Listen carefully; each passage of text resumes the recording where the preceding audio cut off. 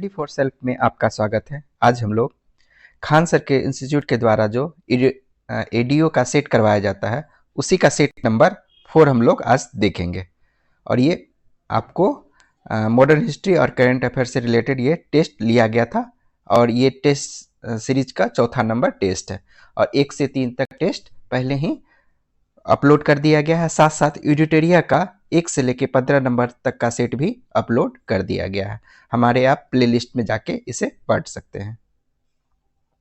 तो पहले क्वेश्चन पे आते हैं हम लोग। पहला क्वेश्चन है, भारत में यूरोपीय आगमन के संबंध में निम्नलिखित कथनों पर विचार कीजिए। 17 मई 1498 को पुर्तगाली यात्री वास्को डी गामा कालीकट पहुंचा था। ये क्या है? बिल्कुल सही है, कालीकट ये पहुंचा था और साथ ही यहाँ पे इसको जमोरिन के द्वारा क्या किया गया था? स्वागत किया गया था। जमोरिन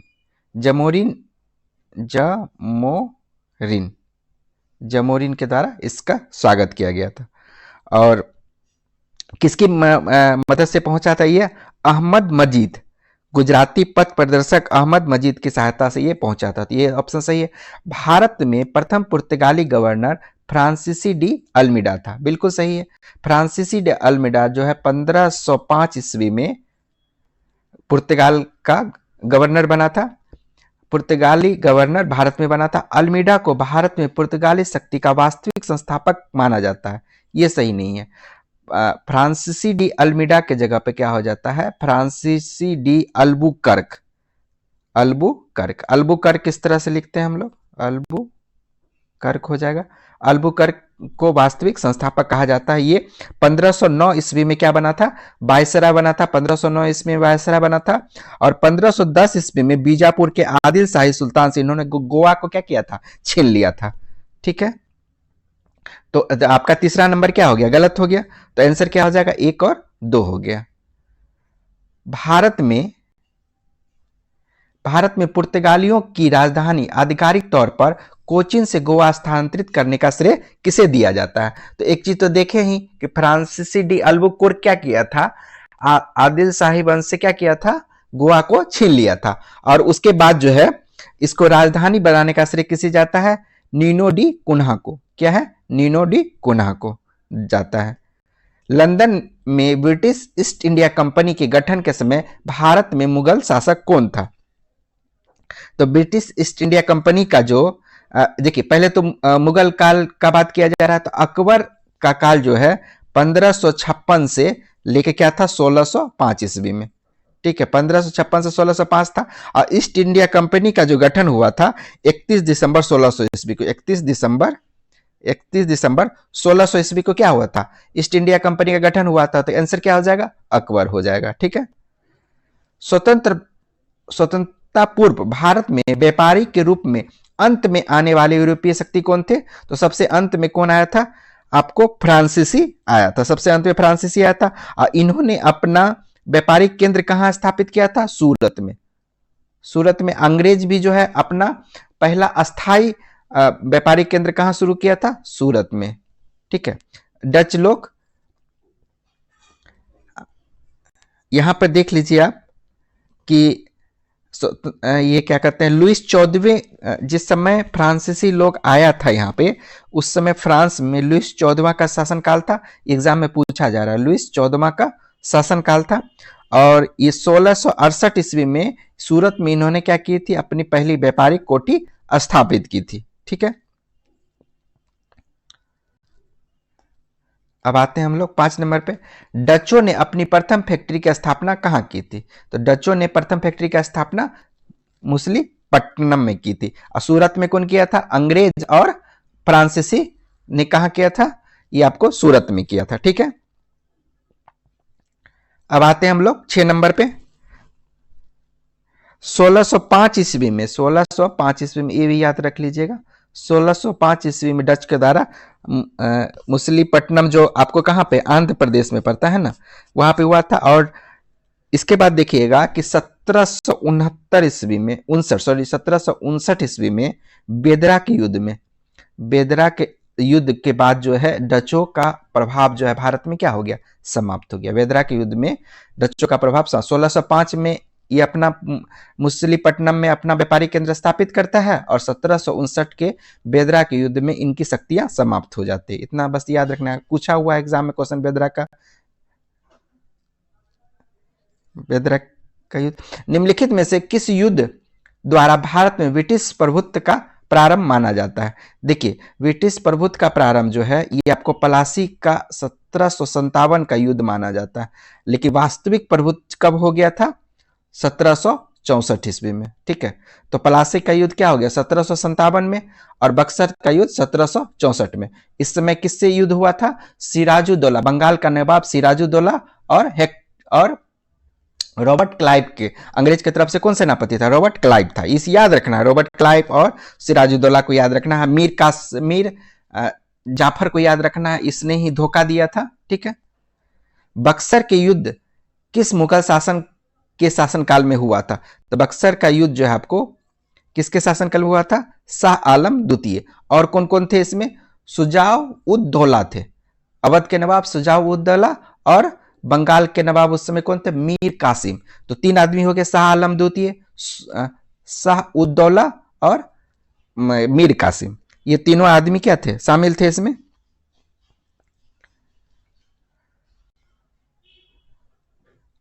और 8 नंबर पे आते हम लोग, हैदर अली को पोर्टनोवा के युद्ध में किस ब्रिटिश जनरल ने हराया था? तो पोर्टनोवा के युद्ध में किस ब्रिटिश जनरल को हराया था? तो ये आंसर क्या हो जाता है इसका? सर आयरकुट। हैदर अली ने पोर्टनोवा के युद्ध में सर आयरकुट को क्या किया था? हराया था। ठीक है, हैदर अली क्या कहते हैं आपको? द्वितीय अंग्ला मैसूर युद्ध 1700, द्वितीय अंग्ला युद्ध जो था 1780 से 84 में मंगलोर की संधि के द्वारा ये युद्ध क्या हुआ था? समाप्त होता। इसी युद्ध में हैदर अली की क्या हो गई थी? मृत्यु हो गई थी। द्वितीय अंग्ला मैसूर युद्ध 1780 से 84 के बीच हुई थी, जिसमें हैदर अली की क्या हो गई थी? मृत्यु हो गई थी। ठीक है, तो पोर्टनोवा के युद्ध में किसे हरा दिया था? सर आयरकुट को हरा दिया था। निम्नलिखित में से किस युद्ध की समाप्ति के लिए सलवाई संधि उत्तरदायी है? तो सलवाई संधि जो है प्रथम अंग्ला मराठा युद्ध के लिए है। किसके लिए? प्रथम अंग्ला मराठा, प्रथम अंग्ला मराठा। अब देखिए, अब अगर अंग्ला मैसूर युद्ध देखिएगा तो प्रथम जो था कहां था? मद्रास। प्रथम अंग्ला मैसूर मद्रास की संधि हुई थी। दूसरा मंगलोर की संधि हुई थी, और तीसरा श्रीरंगपट्टनम की संधि हुई थी। श्रीरंगपट्टनम की संधि हुई थी किसमें? अंग्ला मैसूर युद्ध में। लेकिन यहां पे सलवाई की संधि पूछा जा रहा है, तो प्रथम अंग्ला मराठा युद्ध जो है वो सलवाई की संधि के साथ क्या हुआ था? आपको समाप्त हुआ था। प्रथम अंग्ला मराठा युद्ध कब हुआ था आपको? 1775 से 1782। द्वितीय आपको कब हुआ था? 1803 से 5 में। और तृतीय हुआ था आपको 1817 से 1818 में। ये थोड़ा थोड़ा याद आते रहेगा तो ध्यान में रहेगा आपको। प्रथम अंग्ला सिख युद्ध, और ये प्रमुख घटना है, और उससे रिलेटेड गवर्नर जनरल का नाम दिया हुआ है। तो प्रथम अंग्ला सिख युद्ध जो है लॉर्ड हार्डिंग था। तो क्या हो जाएगा? प्रथम अंग्ला सिख युद्ध लॉर्ड हार्डिंग 3 नंबर हो जाएगा। उसके बाद क्या है? द्वितीय अंग्ला सिख युद्ध। तो द्वितीय अंग्ला सिख युद्ध था, युद्ध जो है वो डलहौजी, तो 2 हो जाएगा। प्रथम अंग्ला बर्मा युद्ध, तो प्रथम अंग्ला बर्मा युद्ध जो है लॉर्ड एमहर्स्ट था, लॉर्ड एमहर्स्ट, तो ये 4 हो जाएगा यहाँ पे। प्रथम अंग्ला अफगान युद्ध, प्रथम अंग्ला अफगान युद्ध था लॉर्ड ऑकलैंड, क्या हो जाएगा? 3 2 4 1। तो 3 2 4 1 किसमें है? 3 2 4 1। आंसर क्या हो जाएगा? आपको डी हो जाएगा। 11 नंबर पे आते हैं हम लोग। भारत में दास प्रथा का अंत निम्नलिखित में से किस गवर्नर जनरल के काल में किया गया? तो लॉर्ड एलनबरो के काल में आपको दास प्रथा का क्या किया गया? उन्मूलन किया गया। लेकिन वहीं पे अगर आप ये देखिएगा कि ये विलियम बेंटिंक के समय में क्या हुआ, तो आपको विलियम बेंटिंक के समय मिलेगा सती प्रथा का अंत हुआ और ठगी प्रथा का, सती प्रथा और ठगी प्रथा का अंत हो गया। डलहौजी के समय में जो है आपको विधवा पुनर्विवाह का मसौदा तैयार हुआ था, और लॉर्ड कैनिंग के समय ये मसौदा जो है क्या हुआ था? पारित हो गया था, विधवा पुनर्विवाह का। ये याद रखना है आपको। 12 नंबर 1857 के विद्रोह से संबंधित प्रमुख पुस्तक the first Indian war of independence 1857 1859 किसके द्वारा लिखा गया था? तो किसके द्वारा लिखा गया? कार्ल मार्क्स और फ्रेडरिक एंजल्स के द्वारा लिखा गया। The first Indian war of independence 1857 to 1859 किसके द्वारा लिखा गया? कार्ल मार्क्स एवं फ्रेडरिक एंजल्स के द्वारा लिखा गया। जबकि ये अगर आप देखिएगा कि the Indian war of independence 1857 ये विनय दामोदर सावरकर के द्वारा लिखा गया था। तो इसमें कंफ्यूज नहीं करना है, 1857 रहेगा और ये रहेगा the Indian war of independence, तो मारिएगा विनय दामोदर सावरकर। लेकिन the first Indian war of independence 1857 से 1859 रहेगा, तो आप क्या मारिएगा? कार्ल मार्क्स और फ्रेडरिक एंजल्स मारिएगा। ठीक है, अब यहां पर देख लीजिए 13 नंबर आते हैं। 13 नंबर में दिया हुआ है कि सूची 1 सूची 2 का मिलान करना है। 1857 विद्रोह का प्रमुख स्थान और उसके नेतृत्वकर्ता का आपको सम्मिलित करना है। तो लखनऊ का कौन सा हो जाएगा? बेगम हजरत महल। और फैजाबाद का क्या हो जाएगा? मौलवी अहमदुल्ला। इलाहाबाद का क्या हो जाएगा? लियाकत अली। अब बरेली का क्या हो जाएगा? खान बहादुर खान हो जाएगा। ठीक है, तो अब ये देख लीजिए, लखनऊ के लिए 4, फैजाबाद के लिए क्या मारिएगा? 2, इलाहाबाद के लिए 3 और बरेली के लिए 1। तो 4 2 3 1, 4 2 3 1, आंसर सी हो जाएगा। आपका आंसर सी हो जाएगा। अब देखिए, महात्मा गांधी और उनकी विचारधारा से प्रभावित होने वाला पहला जनजातीय नेता कौन था? तो कौन सा होगा? जोदो नांग। कौन है? जोदो नांग है। अब इसमें ये आप देखिएगा कि ये किस जनजाति से थे? तो नागा जनजाति से। नागा जनजाति कौन थे? जोदो नांग थे। और क्या हुआ था कि ब्रिटेन सरकार के विरोध करने के परिणाम स्वरूप जोधा नांग को क्या किया गया था? फांसी दे दी गई थी। उसके उपरांत इस विद्रोह का नेतृत्व जो है रानी गोडीनल्लू के द्वारा किया गया था। जब जोधनांग को फांसी दे दिया गया तो रानी गोडीनल्लू के द्वारा इस युद्ध को फिर आगे संचालित किया गया। रानी की उपाधि पूछा गया कि रानी की उपाधि से किसने दिया था? तो पंडित जवाहरलाल नेहरू के द्वारा इन्हें प्रदान किया गया था। ठीक है, 15 नंबर 1857 के विद्रोह के दौरान निम्नलिखित में से डंका शाह के नाम से किसे जाना जाता है? तो मौलवी अहमदुल्ला शाह को किसे जाना जाता है? मौलवी अहमदुल्ला शाह को। ये कहां से संबंधित थे? आपको फैजाबाद से संबंधित है। कहां से? फैजाबाद से संबंधित है। फैजाबाद से संबंधित, यहां हम लोग देखे ये पहले। ठीक है, फैजाबाद से कौन थे? मौलवी अहमदुल्ला थे। इसे क्या कहा गया है? डंका शाह कहा गया है। क्या कहा गया है? डंका शाह कहा गया है। ठीक है, अब आते हैं हम लोग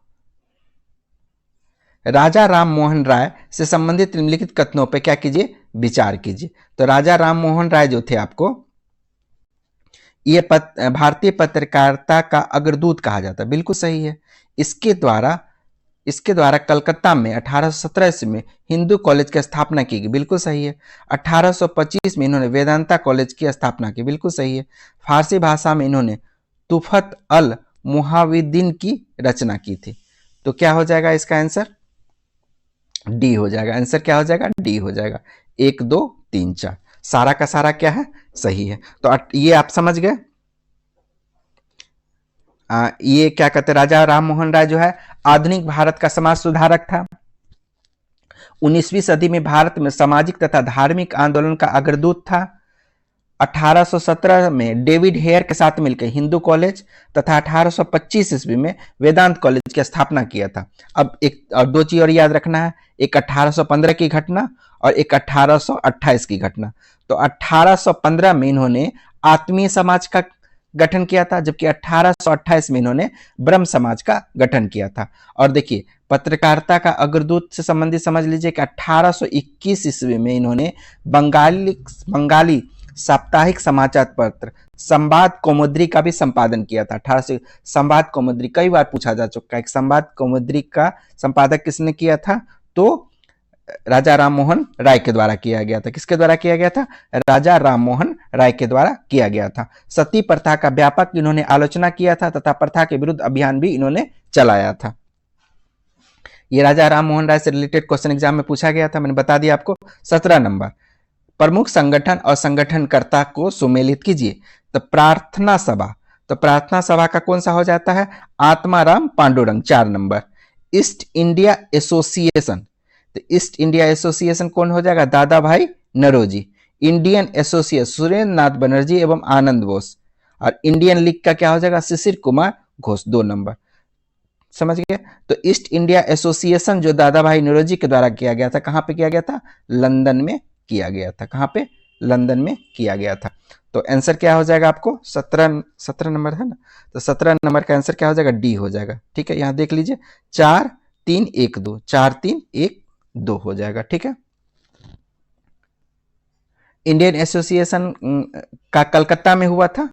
ये इंडियन एसोसिएशन जो आपको देख रहे हैं, ये कहां पे हुआ था? कलकत्ता में, कलकत्ता में हुआ था। ठीक है, इंडियन लीग का जो है शिशिर कुमार घोष के द्वारा किया गया था। ठीक है, अमृत बाजार पत्रिका भी याद रखिएगा, शिशिर कुमार घोष के लिए अमृत बाजार पत्रिका, अमृत बाजार पत्रिका शिशिर कुमार घोष, याद रखिएगा। निम्नलिखित में से किसे भारत का मार्टिन लूथर की उपमा दी जाती है?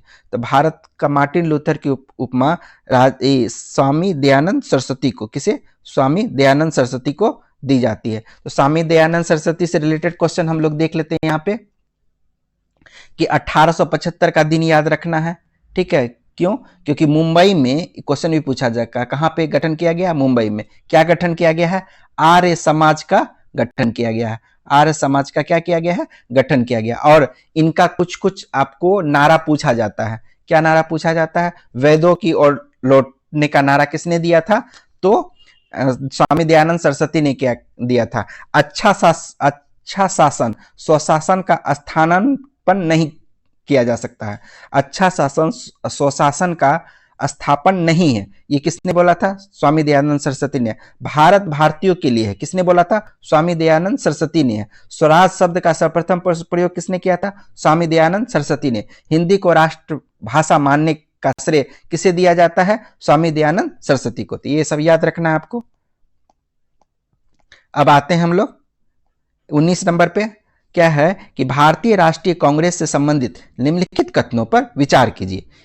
इसका गठन दिसंबर 1885 में एक अवकाश प्राप्त अधिकारी एओ हुम द्वारा किया गया था। बिल्कुल सही। प्रारंभ में इसका नाम भारतीय संघ रखा गया, सही बात है, रखा गया, तथा बाल गंगाधर तिलक के सुझाव पर इसका नाम भारतीय राष्ट्रीय कांग्रेस कर दिया। ये यहाँ पे बाल गंगाधर तिलक नहीं होगा, यहाँ पे क्या हो जाएगा आपको? दादा भाई नौरोजी। दादा भाई नौरोजी के सुझाव पर इसका नाम क्या कर दिया गया? भारतीय राष्ट्रीय कांग्रेस कर दिया गया।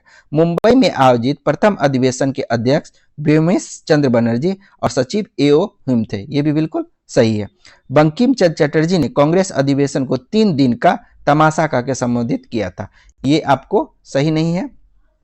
किसने कहा था? अश्वनी कुमार दत्त ने कहा था। अश्वनी कुमार दत्त ने क्या कहा था? कि 3 दिन का तमाशा कह के इसे संबोधित किया था। तो ये भी आपको क्या हो गया? ये गलत हो गया और ये आपको गलत हो गया। 1 और 3 आपका क्या है? सही है। 1 और 3 आपका सही है। ठीक है, अब आते हैं हम लोग 20 नंबर पर। भारतीय राष्ट्रीय कांग्रेस के किस अधिवेशन की अध्यक्षता सुभाष चंद्र बोस ने की थी? तो एक तो हो गया त्रिपुरी और दूसरा क्या हो गया? एक तो हरिपुरा और दूसरा त्रिपुरी। तो हरिपुरा कहां पे आपको? मध्य प्रदेश, सॉरी हरिपुरा गुजरात में। हरिपुरा कहां पे है? गुजरात में। जबकि त्रिपुरी आपको कहां पे है? ये आपको मध्य प्रदेश में है। और ये कब ये जो आपको हरिपुरा जो है ये गुजरात में स्थित है। इसमें अध्यक्ष जो बने थे ईस्वी क्या था? तो 1938 में। जबकि त्रिपुरी में 1939 ईस्वी में ये अध्यक्ष बने थे। लेकिन यहां पे क्या हुआ था कि विवाद हो गया था। क्यों? क्योंकि 39 में गांधी जी द्वारा समर्थित प्रत्याशी पटाभी सीतारामैया चुनाव क्या हुए थे? हार गए थे। ठीक है, जिसके कारण गांधी जी जो है सुभाष चंद्र बोस से उनका बहुत तालमेल ठीक नहीं बैठ पा रहा था। इसी कारण से सुभाष चंद्र बोस ने क्या किया था? 1839 में कांग्रेस से इस्तीफा दे दिया था। ठीक है, और कांग्रेस छोड़ने के बाद उन्होंने फॉरवर्ड ब्लॉक की स्थापना की थी 39 में ही क्या किया था? फॉरवर्ड ब्लॉक की स्थापना किया था। अब देखिए, बंगाल विभाजन हमारे ऊपर बम की तरह गिरा। बंगाल विभाजन के संबंध में यह कथन किसका है? तो ये किसका कथन है? सुरेंद्र नाथ बनर्जी का है। अब बंगाल विभाजन से संबंधित समझ लीजिए कि बंगाल विभाजन का दो डेट एग्जाम में पूछा गया है। एक तो क्या है कि ये 19 जुलाई 1905 को घोषणा हुआ था। 19 जुलाई 1905 को लॉर्ड कर्जन क्या किया था? इसका घोषणा किया था। और 16 अक्टूबर एग्जाम में पूछा हुआ, 16 अक्टूबर 1905 को ये क्या हुआ था? प्रभावी हुआ था। 19 जुलाई 1905 को क्या हुआ? घोषणा। और 16 अक्टूबर 1905 को ये क्या हो गया? आपको प्रभावी हो गया। ठीक है। अब देखिए 22 नंबर, 1907 में भारतीय राष्ट्रीय कांग्रेस के सूरत के वार्षिक अधिवेशन की अध्यक्षता किसके द्वारा की गई थी? तो सूरत का वार्षिक अधिवेशन का अध्यक्षता रास बिहारी घोष के द्वारा की गई थी। रास बिहारी घोष था, घोष अलग दौड़ दिया, रास बिहारी घोष के द्वारा किया गया था। ठीक है। तो सूरत 1907 का देख लीजिए, सूरत अधिवेशन है, एकदम याद रखिएगा। क्यों हुआ था? गरम दल और नरम दल के बीच क्या हुआ था? मतभेद हो गया था। गरम दल और नरम दल के बीच में मतभेद हुआ था। गरम दल का कौन नेता था? लाल बाल पाल। लाल क्या हो गया? लाला लाजपत राय। बाल क्या हो गया? बाल गंगाधर तिलक। पाल क्या हो गया? बिपिन चंद्र पाल। साथ ही कौन थे इसमें? अरविंद घोष भी थे। ये लोग गरम दल के थे। जबकि नरम दल का पूछा जाएगा तो इसमें क्या हो गया? गांधी जी वगैरह क्या हो जाएंगे? गांधी जी तो उस समय थे ही नहीं यहाँ पे। तो रास बिहारी घोष वगैरह क्या थे? नरम दल के नेता थे। ठीक है। अब 23 नंबर पे आते हैं। 1908 में मुस्लिम लीग का वार्षिक अधिवेशन कहाँ आयोजित किया गया था? तो 1908 में मुस्लिम लीग का वार्षिक अधिवेशन अमृतसर में किया गया था। तो ये क्यों इंपॉर्टेंट है? 1908 का मुस्लिम लीग का हम लोग क्यों एक क्वेश्चन पूछा गया है? तो एक्चुअली में क्या है कि वर्ष 1908 में मुस्लिम लीग का वार्षिक अधिवेशन अमृतसर में आयोजित किया गया था। इस अधिवेशन की अध्यक्षता सर अली इमाम ने की थी। इस अधिवेशन में मुस्लिमों के लिए पृथक निर्वाचन मंडल की मांग की गई, जिसे लॉर्ड मिंटो ने 1909 में स्वीकार कर लिया था। क्यों इंपॉर्टेंट है? आप समझ गए? क्योंकि तो अमृतसर में हुआ, ये तो पूछा गया, लेकिन इसमें पृथक निर्वाचक मंडल की मांग की गई थी। पृथक निर्वाचन मंडल की क्या की गई थी? मांग की गई थी, जिसे 1909 ईस्वी में लॉर्ड मिंटो ने क्या किया था? इसे स्वीकार कर लिया था। ठीक है। अब मुस्लिम लीग का पूछ देगा कि कब स्थापना हुआ था? तो मुस्लिम लीग का स्थापना 1906 में हुआ था। कब? 1906 में। कहां पे? ढाका में हुआ था। सलीमुल्लाह खां, आगा खां के मतलब सामूहिक प्रयास से हुआ था। और इसका प्रथम अधिवेशन देखिएगा तो 1907 में कहां पे हुआ था? कराची में हुआ था। 1907 कराची में हुआ था। 1907 कराची में हुआ था। अब आते हैं हम लोग यहाँ पे home rule league. Home rule league से संबंधित निम्नलिखित कथनों पर विचार कीजिए। होम रूल लीग की स्थापना बाल गंगाधर तिलक और एनी बेसेंट ने की थी। बाल गंगाधर तिलक कहाँ की थी? मुंबई। बाल गंगाधर तिलक के द्वारा मुंबई में, एनी बेसेंट के द्वारा मद्रास में। ठीक है। एनी बेसेंट द्वारा स्थापित होम रूल लीग के सचिव एनसी केलकर थे। नहीं, गलत हो गया। एनसी केलकर नहीं थे। क्या थे? जॉर्ज अरुंडले थे। ये देखिए, जॉर्ज अरुंडले है ना, ये इसका सचिव था। जबकि बाल गंगाधर तिलक द्वारा स्थापित होम रूल के सचिव कौन थे? एनसी केलकर थे। एनसी केलकर थे। तो मतलब एक दूसरे का क्या किया? उल्टा। 3 नंबर भी गलत और 2 नंबर भी गलत। आंसर क्या हो जाएगा? केवल एक सही हो जाएगा। केवल एक सही हो जाएगा। ठीक है। तो ये हो गया आपको। अप्रैल 1916 में पूना में, सॉरी यहाँ मैंने मुंबई लिख दिया था, पूना होगा। क्या होगा यहाँ पे आपको? पूना में 1916 ईस्वी पूना में किया गया था। एनी बेसेंट ने सितंबर, ये अप्रैल 1916 एग्जाम में पूछा भी गया है कि किसके द्वारा पहले स्टार्ट किया गया था? तो अप्रैल 16 में बाल गंगाधर तिलक के द्वारा, जबकि सितंबर 1916 ईस्वी में एनी बेसेंट के द्वारा मद्रास में होम रूल की स्थापना की गई थी। ठीक है। जोसेफ बेपिस्ट जो थे वो अध्यक्ष थे किसके, बाल गंगाधर तिलक के, होम रूल लीग के। ठीक है, अब देखिए, अब ये भी क्वेश्चन पूछा जा सकता है कि बाल गंगाधर तिलक का जो होम रूल लीग था उसका उन्होंने प्रचार किस माध्यम से किया, तो मराठा और केसरी पत्रिका निकाल के किया। जबकि एनी बेसेंट के विषय में पूछा जाएगा तो कॉमनवेल्थ और न्यू इंडिया मारिएगा, कॉमनवेल्थ और new India, Commonwealth new India. ठीक है, 25 नंबर पे आते हैं हम लोग। राजद्रोह मेरा धर्म हो गया है, यह कथन गांधी जी द्वारा कब व्यक्त किया गया था, तो गांधी जी ने कब सविनय अवज्ञा जब किया, सविनय अवज्ञा मतलब सौ विनती के साथ मैं आपकी बात नहीं मानता हूं, तो इसका मतलब क्या हो गया, जब आप जो आपका शासक है उसका बात नहीं मानिएगा तो क्या हो गया, आप तो ये क्या हो जाएगा, राजद्रोह हो जाएगा। तो कहां हो गया, दांडी में नमक कानून का सार्वजनिक रूप से उल्लंघन करने के समय गांधी जी ने यह वक्तव्य दिया था। तो ये देख लीजिए,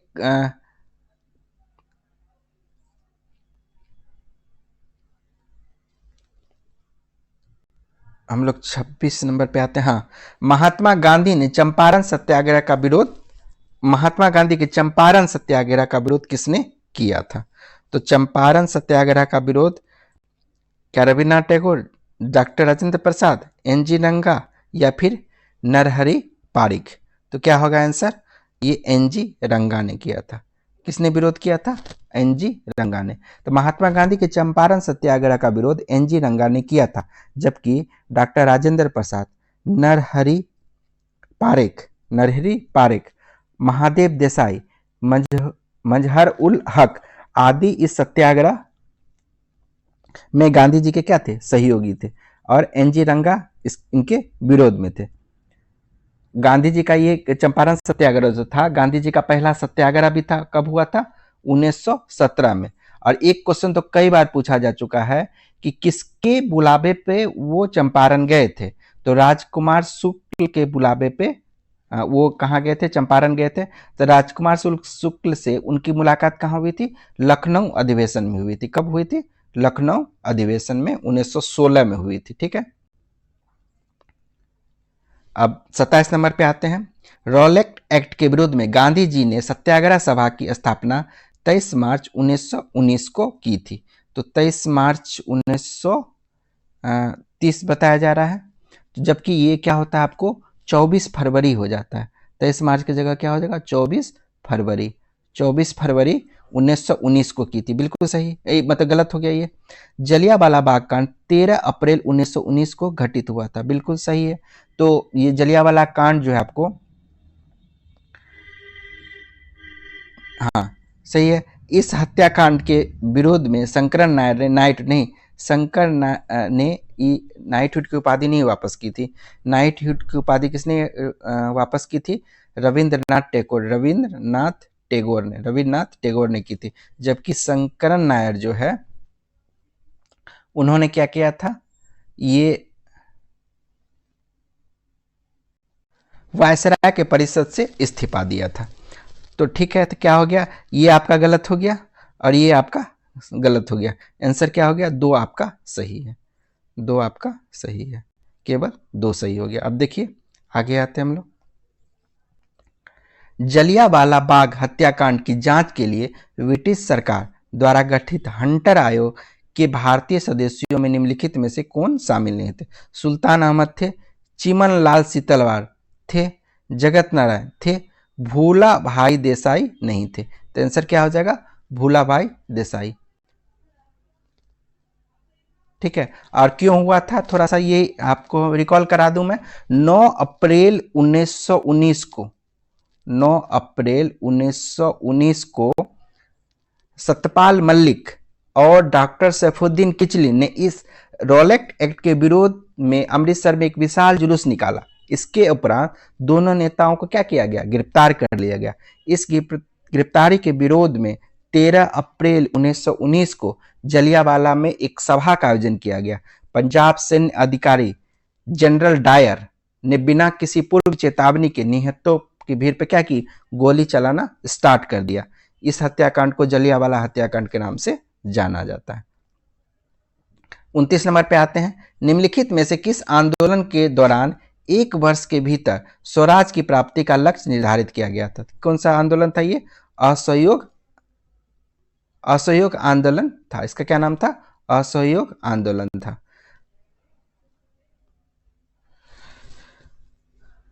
तीस नंबर पे आते हैं हम लोग,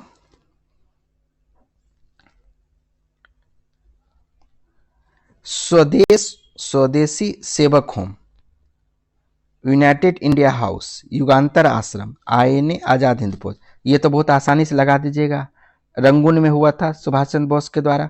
युगांतर आश्रम जो है ये आपको सेंट फ्रांसिस्को हो जाएगा, क्योंकि गदर पार्टी का जो स्थापना हुआ था लाला हरदयाल के द्वारा वो सेंट फ्रांसिस्को में हुआ था, और उसी का जो आश्रम था उसका क्या नाम था? युगांतर आश्रम।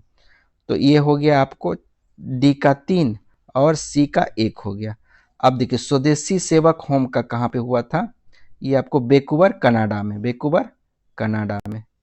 और यूनाइटेड इंडिया हाउस का कहाँ होता? सिएटल यूएसए में। तो अब क्या हो गया आपको? ये इसका हो जाएगा आपको 2, इसका हो जाएगा आपको 4, 2 4 1 3, 2 4 1 3, ठीक है, 2 4 1 3, ठीक।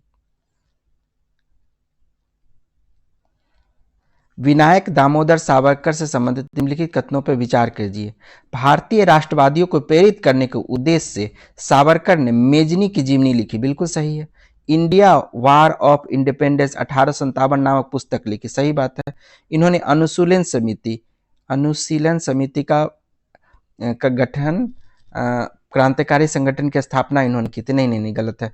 पी मित्रा ने अनुशीलन समिति का गठन किया था, ठीक है। विनायक दामोदर सावरकर के द्वारा क्या किया गया था?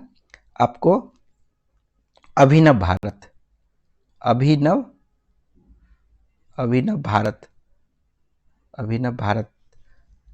क्रांतिकारी संगठन का स्थापना किया गया था, अभिनव भारत का।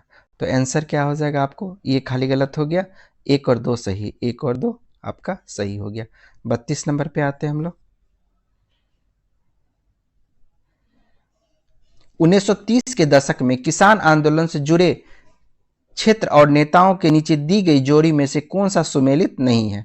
तो बिहार का स्वामी सहजानंद सरस्वती, सही है। स्वामी रामानंद संयुक्त प्रांत, नहीं, स्वामी रामानंद जो है हैदराबाद से संबंधित है। अब्दुल हमीद खान दक्षिणी असम, सही है। फजलुल हक बंगाल, ये भी क्या है आपको? सही है। तो 32 का आंसर क्या हो जाएगा? बी नंबर आपको सुमेलित नहीं है। साइमन कमीशन प्रथम बार भारत में कब आया था? तो साइमन कमीशन जो है भारत में प्रथम बार जो है आपको 3 फरवरी 1928 को आया, जबकि द्वितीय बार इनका आगमन अक्टूबर 1928 को हुआ। अक्टूबर 1928 को द्वितीय बार हुआ। इसका गठन अगर पूछेगा तो याद रखिएगा, देखिए आया कब?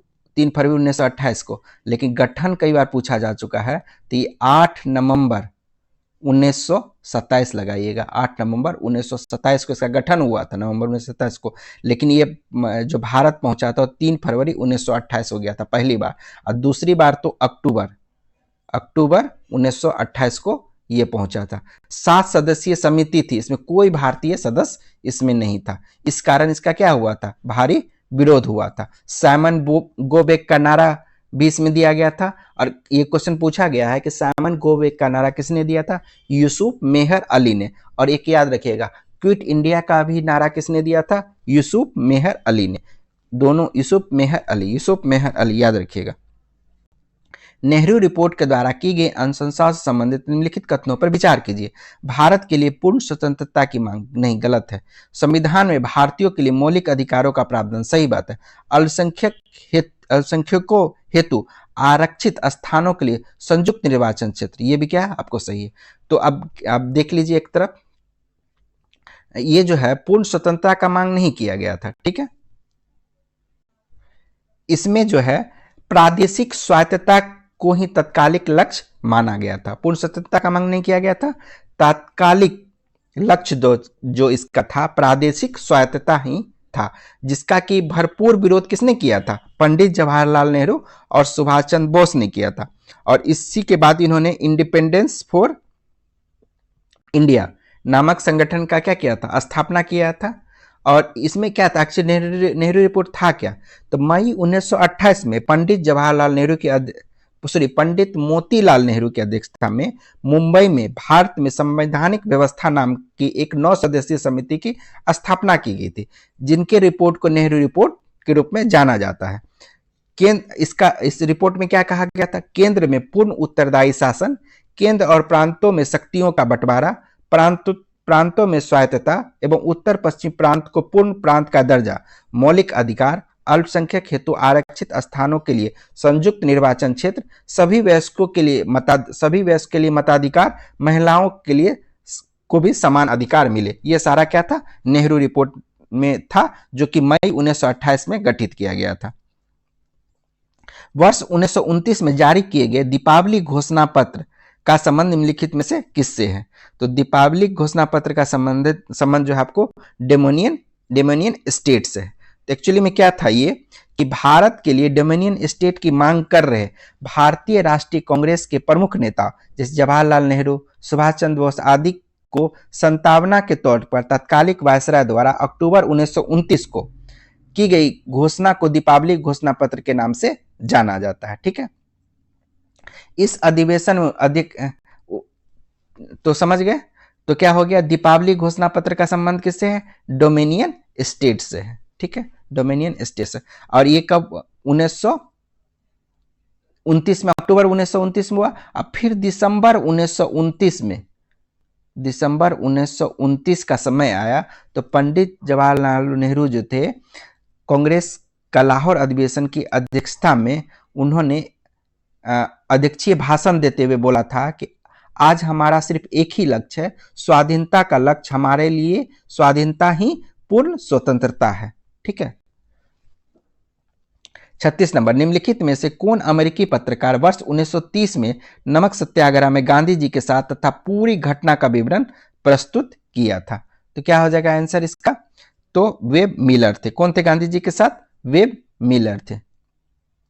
दांडी मार्च जो है की शुरुआत कब हुआ था? याद रखिएगा, 12 मार्च 1930 ईस्वी को।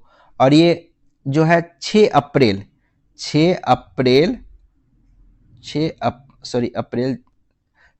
1930 को दांडी में नमक कानून का उल्लंघन करने के साथ क्या हुआ? समाप्त हुआ। टोटल कितना दिन लगा? 24 दिन का समय लगा। और गांधी जी ने एक बात यहां बोला था जो एग्जाम में पूछा जा चुका है कि दांडी मार्च के दौरान गांधी जी ने कहा था कि घुटने टेक कर मैंने रोटी मांगी थी और बदले में मुझे क्या मिला? पत्थर मिला। ठीक है, 37 नंबर पे आते हैं हम लोग। गांधी इरविन समझौता का प्रारूप किसने तैयार किया था? तो गांधी इरविन समझौता का प्रारूप जो है ये आपको हर्बर्ट इमर्सन ने तैयार किया था। हर्बर्ट इमर्सन ने तैयार किया था। ठीक है, तो भारतीय राष्ट्रीय कांग्रेस के 1931 के एक मिनट गांधी इरविन समझौता जो है दिल्ली समझौता भी कहा जाता है। ये 5 मार्च 1931 को संपन्न हुआ था। इस समझौते के तहत कांग्रेस की ओर से गांधी जी ने सविनय अवज्ञा आंदोलन स्थगित करने तथा द्वितीय गोलमेज में भाग लेने का आश्वासन दिया था। और प्रारूप किसने किया था? हर्बर्ट इमर्सन ने।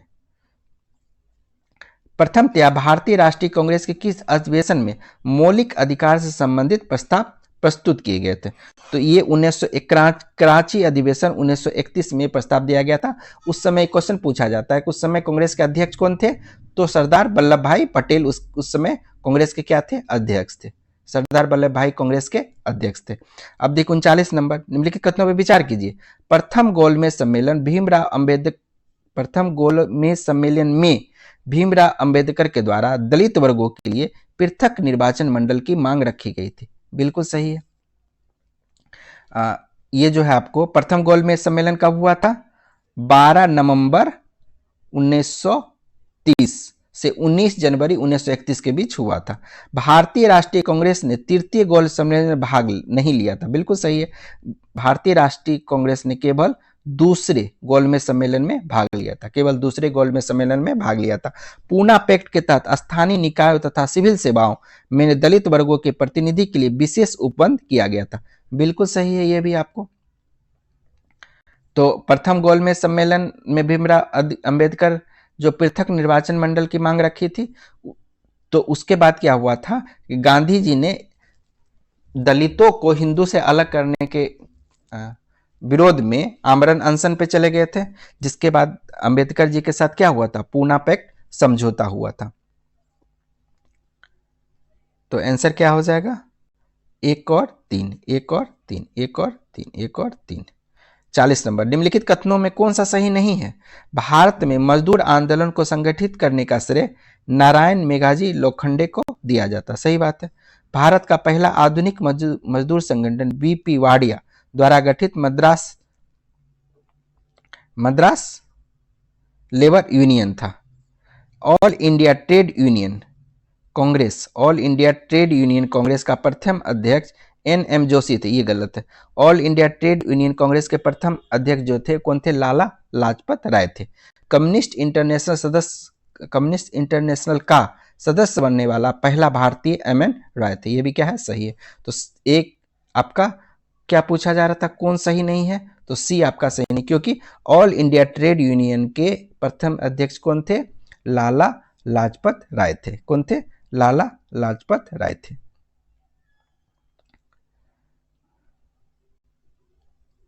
उन्नीस सौ 1937 में प्रांतों में मंत्रिमंडल के निर्माण के उपरांत कांग्रेस शासन कितने समय तक चला, तो कांग्रेस का शासन जो है 28 महीनों तक चला। ठीक है। तो भारत शासन अधिनियम 1935 के प्रावधानों के तहत फरवरी 1937 में प्रांतीय विधानमंडलों का क्या हुआ, चुनाव हुआ। 1935 भारत शासन अधिनियम 1935 के तहत फरवरी 1937 में क्या हुआ, प्रांतीय विधानमंडल का चुनाव संपन्न हुआ। इस चुनाव कांग्रेस मद्रास, मध्य प्रांत, संयुक्त प्रांत, बिहार एवं उड़ीसा में पूर्ण बहुमत प्राप्त करने में सफल रही तथा सरकार का निर्माण किया। कांग्रेस असम, बंबई तथा उत्तर पश्चिमी प्रांत में सबसे बड़ी पार्टी के रूप में उभरी। ठीक है।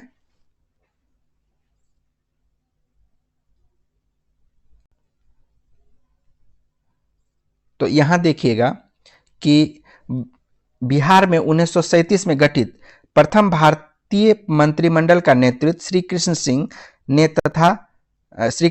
ने किया था। और द्वितीय विश्व युद्ध में भारतीयों को बिना पूछे भारत को शामिल करने के कारण कांग्रेस मंत्रिमंडल ने सभी प्रांतों में 1939 को क्या किया गया था, त्यागपत्र दे दिया था। टोटल कितना महीना सरकार चला, 28 महीना सरकार चला। क्वेश्चन ये पूछा गया है कि किस कारण से इस्तीफा दिया था, तो द्वितीय विश्व युद्ध में बिना पूछे शामिल होने के कारण 1939 में कांग्रेस की सरकार ने क्या किया था, सभी प्रांतों से अपना इस्तीफा दे दिया था। 42 त्रिपुरी संकट की समाप्ति के बाद भारतीय राष्ट्रीय कांग्रेस का अध्यक्ष किसे चुना गया, तो पहला कौन था, हरिपुरा, और दूसरा त्रिपुरी। तो किसे चुना गया था, डॉक्टर राजेंद्र प्रसाद को, डॉक्टर राजेंद्र प्रसाद को चुना गया था। और ये तो मैं बता ही दिया हूं, क्या कहते हैं, हरिपुरा और त्रिपुरी का जो संकट हुआ था उसमें पटावी सीतारमैया की हार हो गई थी। सुभाष चंद्र बोस के से कार्यकारिणी का गठन गांधी जी की इच्छानुसार करने को कहा। अध्यक्ष पद को लेकर कांग्रेस के भीतर उपजे मतभेद के कारण सुभाष चंद्र बोस ने पार्टी से त्यागपत्र दे दिया और इसी घटना को त्रिपुरी संकट के तौर पे जाना जाता है। 43 नंबर पे आते हैं हम लोग। मुस्लिम लीग के किस अधिवेशन में द्विराष्ट्र का सिद्धांत प्रतिपादित किया गया, द्विराष्ट्र का सिद्धांत लाहौर अधिवेशन में प्रतिपादित किया। 1940 ईस्वी में मुस्लिम लीग के लाहौर अधिवेशन में द्विराष्ट्र सिद्धांत का प्रतिपादन किया गया। मुसलमानों के लिए एक पृथक देश की मांग का अभिव्यक्ति प्रथम बार इसी अधिवेशन में हुई थी। मुस्लिम लीग के लाहौर अधिवेशन की अध्यक्षता मोहम्मद अली जिन्ना ने की थी। इस अधिवेशन में पाकिस्तान की मांग का प्रस्ताव फजलुल हक के द्वारा प्रस्तुत किया गया था और प्रारूप किसने तैयार किया था? सिकंदर हयात ने।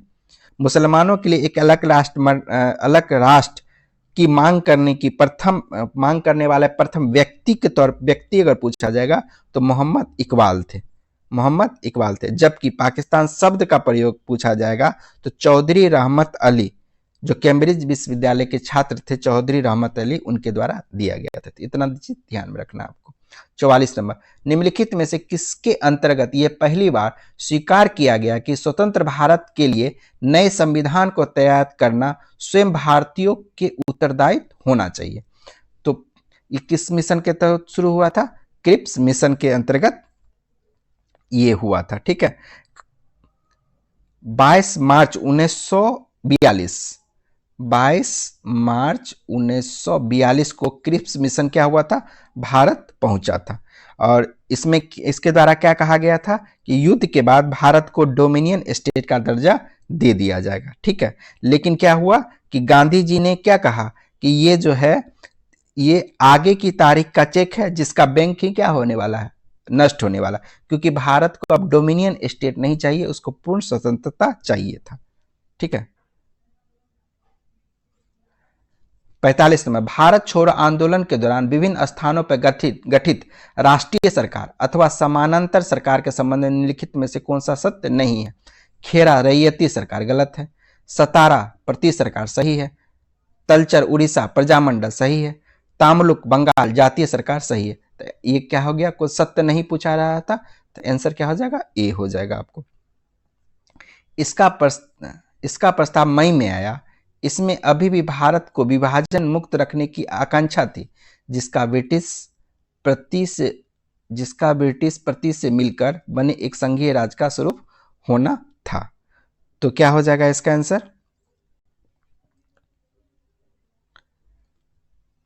ये कैबिनेट मिशन का फैसला था। एक्चुअली में क्या है कि द्वितीय विश्व युद्ध के पश्चात ब्रिटिश प्रधानमंत्री इटली ने 19 फरवरी 1946 को कैबिनेट मिशन को भारत भेजने की घोषणा की और 24 मार्च 1946 को क्या हुआ? भारत आया और 16 मई 1946 को इन्होंने अपना रिपोर्ट प्रकाशित किया। कैबिनेट मिशन के 3 सदस्य थे, पैथिक लॉरेंस, स्टेफोर्ड क्रिप्स और एवी अलेक्जेंडर। कई बार पूछा जा चुका है। ठीक है,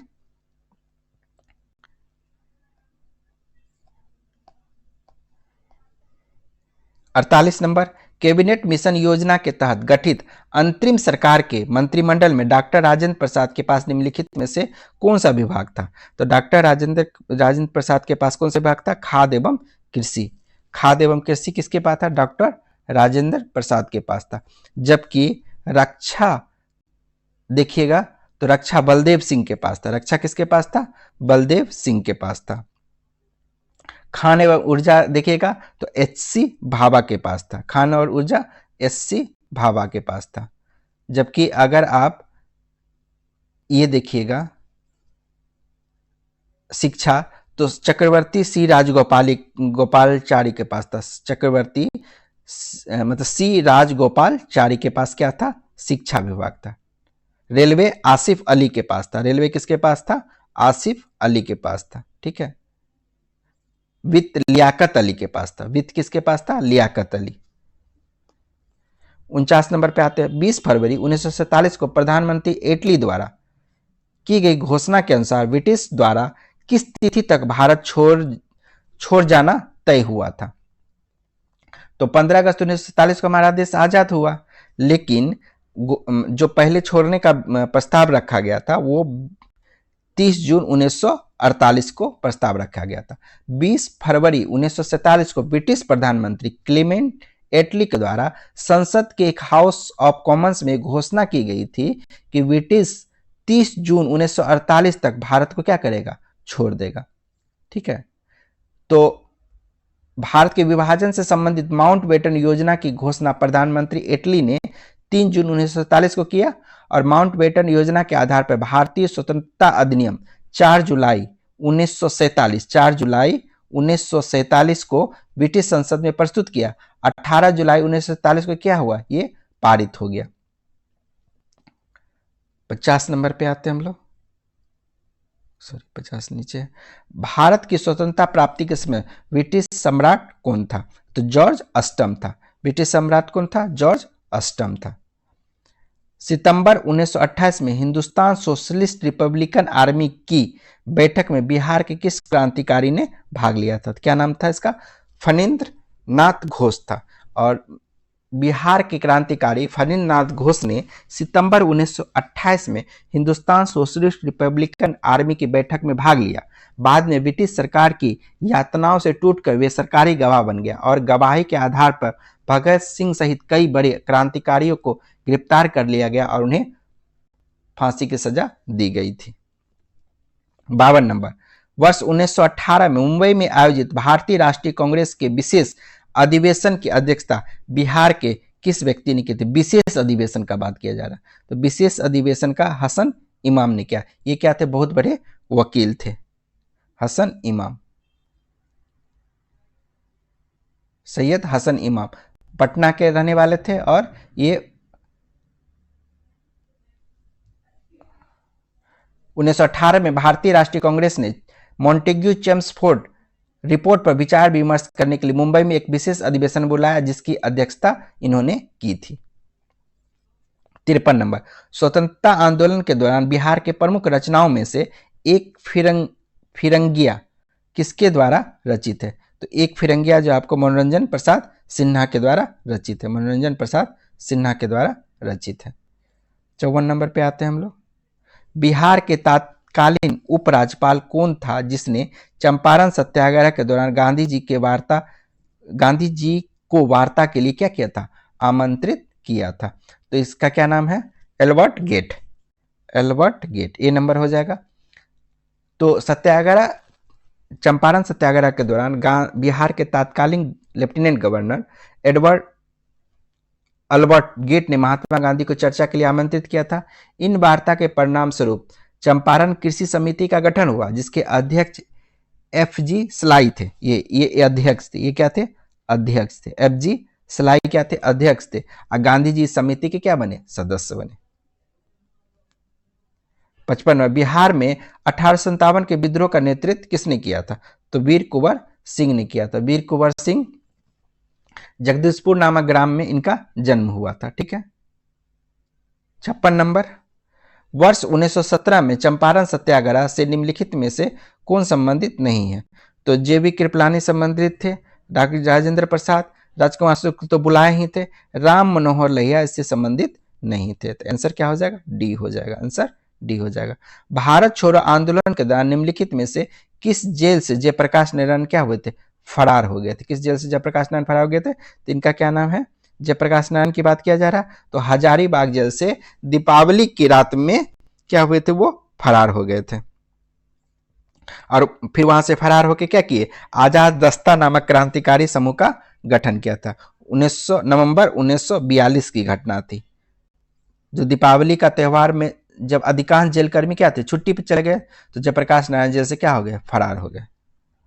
बिहार के प्रथम भारतीय एडवोकेट जनरल कौन थे, तो बिहार के प्रथम भारतीय एडवोकेट जनरल जो है आपको कौन थे, बलदेव सहाय थे। क्या नाम है इनका, बलदेव सहाय थे। तत्कालीन बिहार में घटित मुंडा विद्रोह के नायक बिरसा मुंडा के गुरु कौन थे, तो आनंद पांडे थे। आनंद पांडे, इनका जन्म पूछा जाता है तो 15 नवंबर 1875 मारिएगा। और इनके द्वारा जो आंदोलन करवाया गया था उसका क्या नाम था, अल गुलान, अल गुलान। ये दो चीज आपको याद रखना है। इनका जन्म हुआ था अलीहातू गांव में, रांची के अलीहातू गांव में हुआ था। 1937 में बिहार में गठित प्रथम मंत्रिमंडल का नेतृत्व किसने किया था, तो 1937 में गठित जो प्रथम मंत्रिमंडल था उसका तो मोहम्मद यूनिस ने किया था, लेकिन बाद में फिर श्री कृष्ण सिंह ने मंत्रिमंडल का गठन किया था, ठीक है।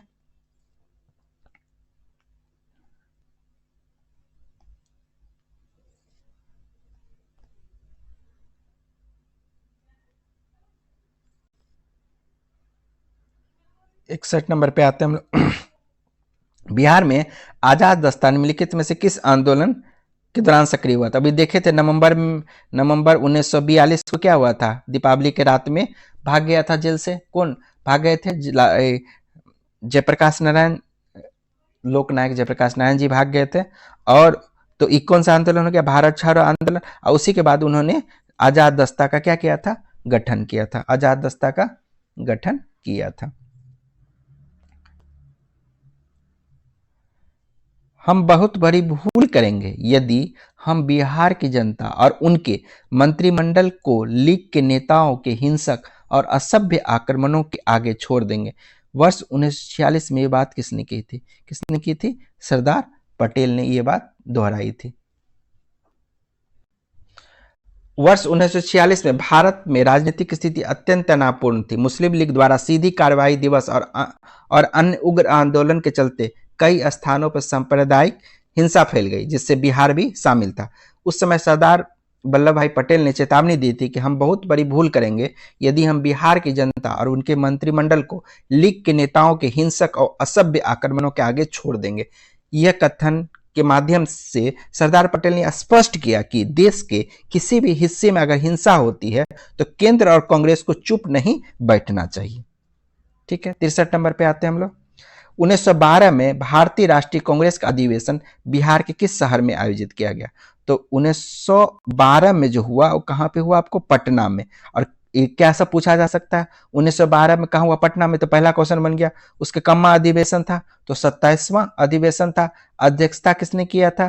तो आर एन मुधोलकर ने इसकी अध्यक्षता की थी। उसके बाद क्या है? गया में कब हुआ था? तो 1922 ईस्वी में हुआ था, 12-10-22। तो ये और अधिवेशन क्या था? 38वां अधिवेशन था। चित्तरंजन दास जी इसके क्या थे? अध्यक्ष थे। और रामगढ़ जो था उसमें बिहार और झारखंड एक ही था, तो यहाँ 53वां अधिवेशन हुआ था। कब? 1940 में। अध्यक्ष कौन थे? मौलाना अबुल कलाम आजाद अध्यक्ष थे। 64 नंबर, 1919-20 के दौरान बिहार के दरभंगा क्षेत्र में किसान आंदोलन का नेतृत्व निम्नलिखित में से किसके द्वारा किया गया था? स्वामी विद्यानंद के द्वारा किया गया था। स्वामी विद्यानंद के द्वारा किया गया था। निम्नलिखित में से किस अंग्रेज कमांडर को 1855 में संथालों ने हराया था? तो क्या नाम था इसका? कैप्टन बारो।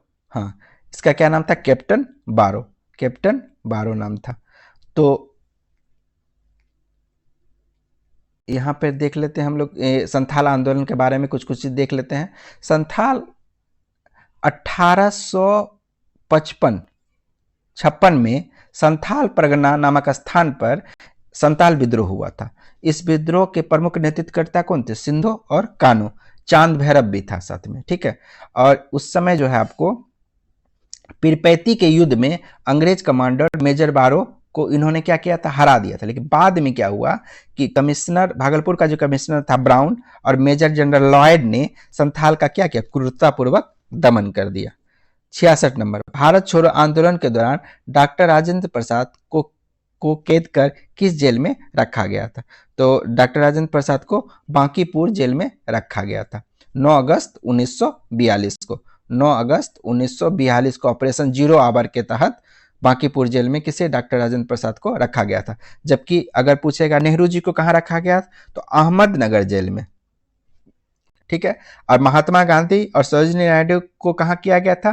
तो पूना के आगा खां पैलेस में किया गया था। 67 नंबर पे आइए। बिहार में निम्नलिखित में से किसके नेतृत्व में सर्वदलीय साइमन कमीशन का बहिष्कार किया गया था? ठीक है, तो किसके नेतृत्व? बिहार का बात किया जाए तो बिहार में अनुग्रह नारायण सिन्हा के नेतृत्व में क्या किया गया था? साइमन कमीशन का विरोध किया गया था। ठीक है, 22-23 में बिहार के मुंगेर में किसान सभा का गठन किसके द्वारा किया गया था? देखिए, किसान सभा का जो गठन किया गया था उसमें 2 आदमी थे, श्री कृष्ण सिंह, मोहम्मद जुबेर। श्री कृष्ण अध्यक्ष थे, ठीक है, और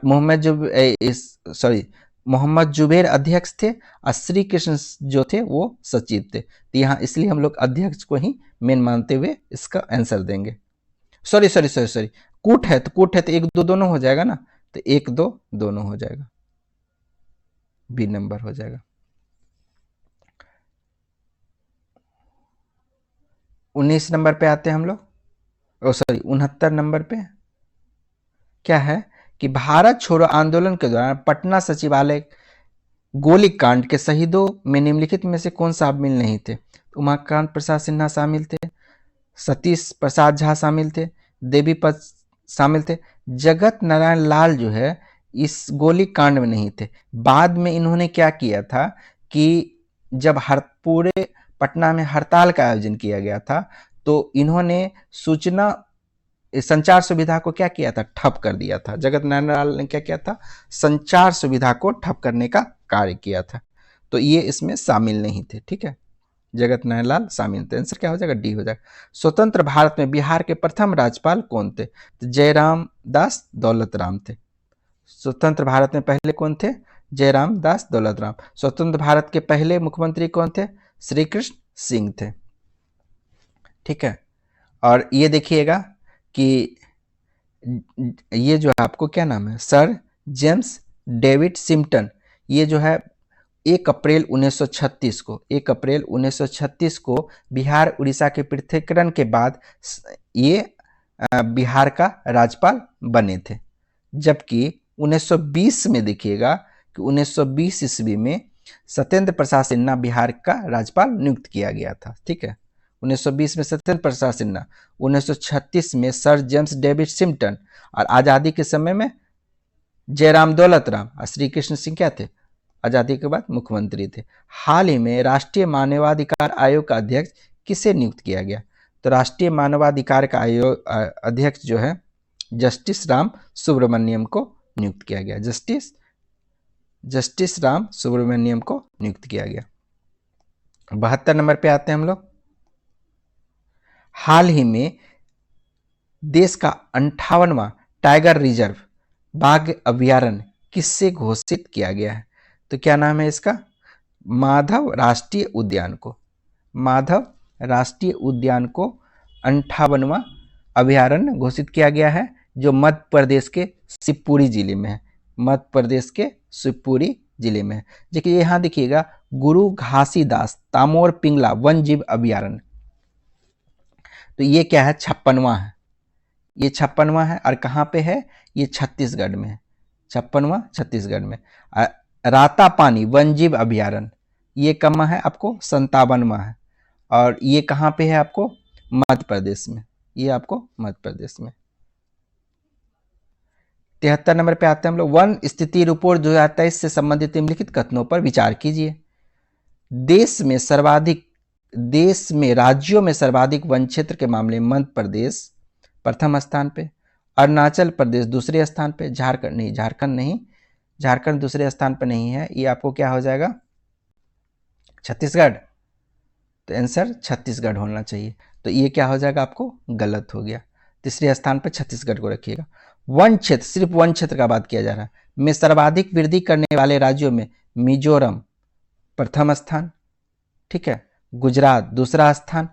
अब देखिए छत्तीसगढ़ को तीसरा कर दिया। नहीं, छत्तीसगढ़ तीसरा नहीं होगा, उड़ीसा तीसरा होगा। उड़ीसा तीसरा स्थान होगा। तो ये भी क्या हो गया? गलत हो गया। भारतीय वन स्थिति रिपोर्ट का प्रथम प्रकाशन 1987 में किया गया था। ये आपको सही है। तो केवल क्या हो जाएगा? 3 आपको सही है। तो कौन सही नहीं पूछा रहा था? 1 2 सही नहीं है। देखिए हाल ही में प्रधानमंत्री नरेंद्र मोदी को किस देश का सर्वोच्च नागरिक सम्मान ऑर्डर ऑफ मुबारक अल कबीर से सम्मानित किया गया? तो क्या हो जाएगा? कुवैत के द्वारा यह सम्मान उन्हें दिया गया। 75 नंबर पे आते हैं। हाल ही में 8वें हिंद महासागर सम्मेलन का आयोजन कहाँ किया गया? तो 8वें हिंद महासागर का सम्मेलन कहाँ किया गया? ओमान में किया गया। 76 नंबर पे आते हैं। हाल ही में यूनेस्को की विश्व स्मृति रजिस्टर में किन भारतीय ग्रंथों को शामिल किया गया? श्रीमद् भागवत गीता और नाट्य शास्त्र। नाट्य शास्त्र किसकी रचना है? भरत मुनि की। भरत मुनि की रचना है। 76 नंबर पे आते हैं हम लोग।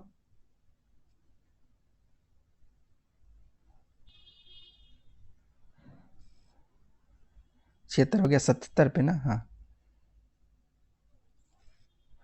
77। प्रधानमंत्री मुद्रा योजना से संबंधित निम्नलिखित कथनों पर विचार कीजिए।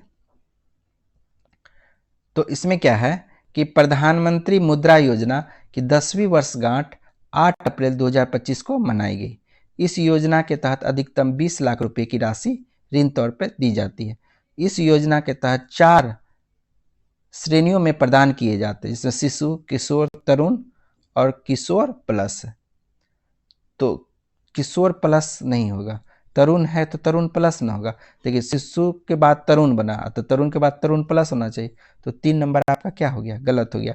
तो 1, 2 ये और ये आपको सही जा रहा है। हाल ही में सिप्री द्वारा जारी रिपोर्ट से संबंधित निम्नलिखित कथनों पर विचार कीजिए। कह रहा है कि 2020-25 की अवधि में विश्व में हथियारों का सबसे बड़ा आयातक यूक्रेन हो गया। क्यों? यूक्रेन में युद्ध चल रहा है इसलिए सबसे बड़ा हो गया। 2020-25 की अवधि में विश्व में हथियारों का सबसे बड़ा निर्यातक देश अमेरिका है, वही यूक्रेन को बेच रहा है। भारत को हथियारों का शीर्ष आपूर्तिकर्ता देश क्रमशः रूस है, फ्रांस है, इजराइल है। ये भी सही है, आंसर क्या हो जाएगा, डी हो जाएगा। 79 पे आते हैं हम लोग। हाल ही में 59वें ज्ञानपीठ पुरस्कार से किसे सम्मानित किया गया? तो ज्ञानपीठ पुरस्कार से विनोद कुमार शुक्ल को सम्मानित किया गया। हाल ही में जारी करप्शन परसेप्शन इंडेक्स 2025 में विभिन्न देशों की रैंकिंग में भारत का कम्मा स्थान है। तो परसेप्शन रैंकिंग में भारत का स्थान कम्मा है, तो 96 स्थान है। जबकि डेनमार्क क्या है, पहले स्थान पे है। डेनमार्क आपको पहले स्थान पे है और आखिरी स्थान पर दक्षिण सूडान है। दक्षिण सूडान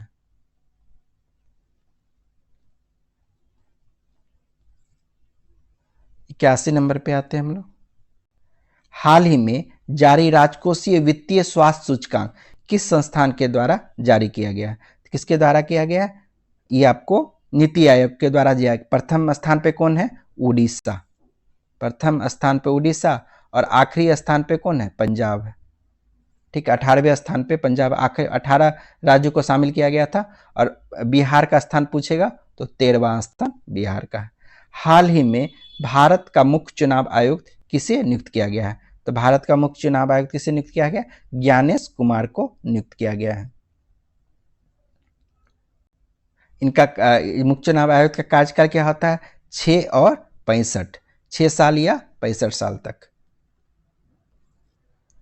सूची का मिलान कीजिए। तो क्या हो जाएगा? द सर्किल ऑफ लाइफ सुधा मूर्ति, ठीक है। The new icon Savarkar and the facts ते अरुण शौरी के द्वारा है। वॉइस फॉर द वॉइसलेस ये क्या हो गया? दलाई लामा का। और दिया सलाई कैलाश सत्यार्थी का। तो सारा का सारा क्या है? मैच है। तो 1, 2, 3, 4 बी नंबर हो जाएगा। 84 पे आते हैं हम लोग। हाल ही में पहलगांव आतंकी हमले के जवाब में भारत सरकार द्वारा चलाए गए अभियान का क्या नाम था? तो ऑपरेशन सिंदूर था। हाल ही में 1 जनवरी 2026 से प्रारंभ कार्यकाल के लिए सुरक्षा परिषद का नया अस्थायी सदस्य निम्नलिखित में से कौन नहीं बना है? तो कौन नहीं बना है? कुवैत आपको नहीं बना है। और ये कौन कौन बना है? इसमें देखिए बहरीन, ठीक है, कोलंबिया, लटाविया, लाइबेरिया और कांगो लोकतांत्रिक गणराज्य। कांगो लोकतांत्रिक गणराज्य 1, 2, 3, 4, 5 ये सदस्य बने हैं। ठीक है, 1 जनवरी 2026 से।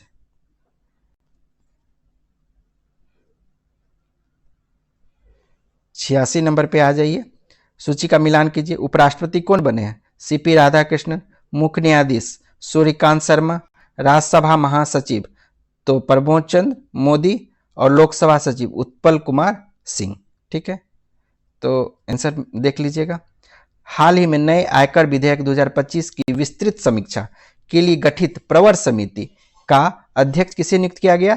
तो वैजयंत जय पांडा को। किसे नियुक्त किया गया? वैजयंत जय पांडा को। 88 नंबर पे आते हैं हम लोग कि हाल ही में मुख्यमंत्री वृंदावन ग्राम योजना किस राज्य सरकार के द्वारा शुरू किया गया है?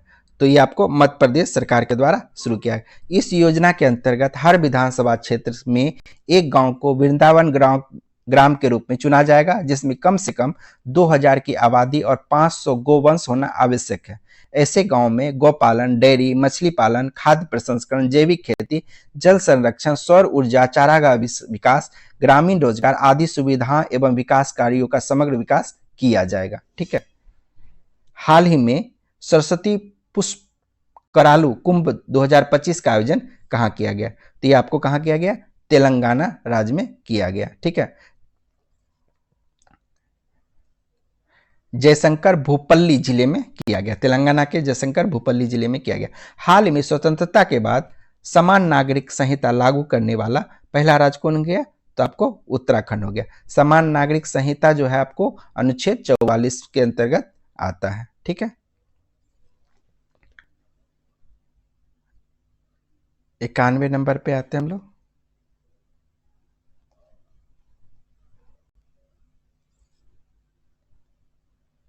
बिहार बजट 2025-26 के अनुसार वित्त वर्ष 25-26 में 7 निश्चय योजना 2 योजना के लिए कितना आवंटन किया गया? तो क्या हो जाएगा आंसर?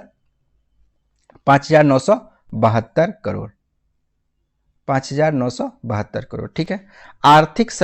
बिहार आर्थिक सर्वेक्षण 2024-25 के अनुसार 23-24 में निम्नलिखित जिलों में से किस समूह में क्रमानुसार सबसे अधिक वर्षा दर्ज की गई? तो क्या हो जाएगा? किशनगंज, अररिया, पूर्णिया। किशनगंज, अररिया, पूर्णिया। वन स्थिति रिपोर्ट 2023 के अनुसार बिहार का वनावरण राज्य के भौगोलिक क्षेत्रफल का कितना प्रतिशत है? तो क्या हो जाएगा? 8% है। हाल ही में बिहार सरकार ने राज्य के प्रत्येक परिवार की एक महिला सदस्य को व्यवसाय शुरू करने के लिए कितनी राशि प्रदान करने की घोषणा की है? तो कितना है? 10,000 रुपया प्रदान करने की घोषणा की है। बाद में क्या है? इसे 2 लाख तक बढ़ाया जा सकता है। 95 नंबर, निम्नलिखित में से कौन सा 7 निश्चय 2 भाग 2 आत्मनिर्भर बिहार का मुख्य उद्देश्य और संकल्प नहीं है? तो सशक्त महिला, सक्षम महिला है, हर घर हर खेत तक सिंचाई का पानी है, हर घर तक बिजली, ये नहीं है।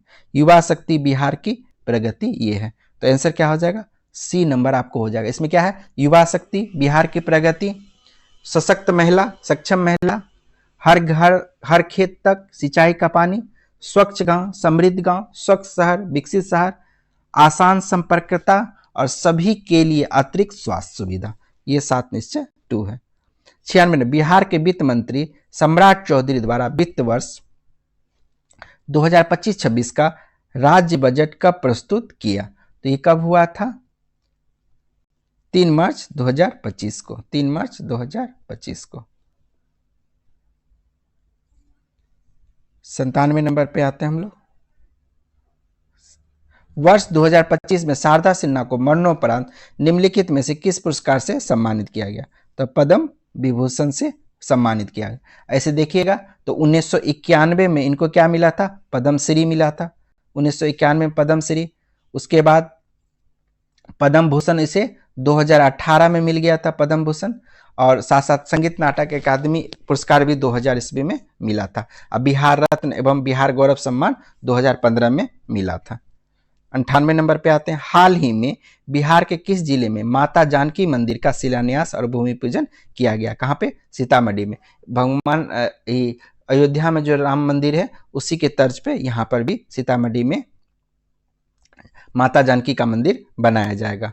बिहार बजट 2025-26 के अनुसार बिहार में महिला हाट कहाँ स्थापित किए जाने की घोषणा है? तो ये पटना में घोषित किए जाने की घोषणा की गई है, स्थापित करने जाने की घोषणा की गई है। बिहार में नवगठित मंत्रिमंडल से संबंधित सूची 1 और सूची 2 से सुमेलित कीजिए। तो गृह मंत्री कौन है आपको? गृह मंत्री सम्राट चौधरी, स्वास्थ्य मंत्री मंगल पांडे, खाद्य एवं उपभोक्ता संरक्षण मंत्री लेसी सिंह, कृषि मंत्री रामगोपाल यादव। तो ये हो गया आंसर आपका। इस तरह से क्या हुआ कि 100 क्वेश्चन तक आपका समाप्त हुआ। तो अगर आपको अच्छा लगा जानकारी तो आप चैनल को सब्सक्राइब कर सकते हैं, वीडियो को लाइक कर सकते हैं दोस्तों को शेयर कर सकते हैं और नेक्स्ट वीडियो के लिए हमारा इंतजार कर सकते हैं। धन्यवाद।